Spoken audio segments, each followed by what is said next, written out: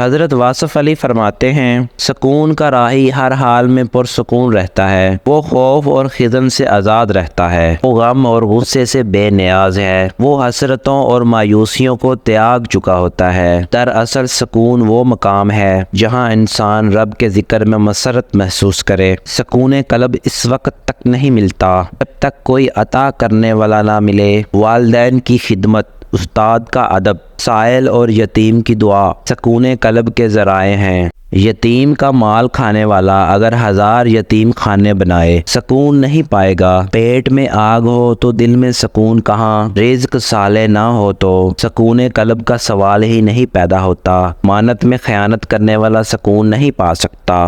فطرت سے حاصل ہونے والی پہلی امانت معصومیت ہے۔ کسی کا اعتماد امانت ہے، مصنف کا منصب امانت ہے۔ خیانت کرنے والا سکون نہ پائے گا۔ کم وزن، معیار سے گری ہوئی اشیاء بیچنے والا اور زیادہ منافع کا کاروبار کرنے والا دنیا میں ہی عذاب سے دوچار ہوگا، اسے سکون نہیں ملے گا۔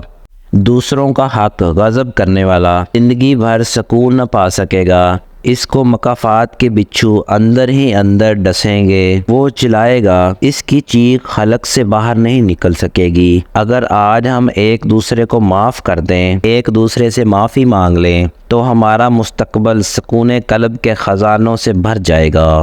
کمزور پر رحم کریں، باعث تسکین ہوتا ہے۔ کہتے ہیں کہ چڑیا مالک کے گھر میں اگر پنجرے کے اندر بھوک سے مر جائے تو چڑیا کا بنانے والا آسمانوں سے عذاب نازل کرتا ہے۔ اپنے سے کم تر کا خیال رکھنا سکون قلب کا ذریعہ ہے۔ سکون قلب کا مالک قرب ہے اور قرب الہی کا واحد ذریعہ سجدہ ہے۔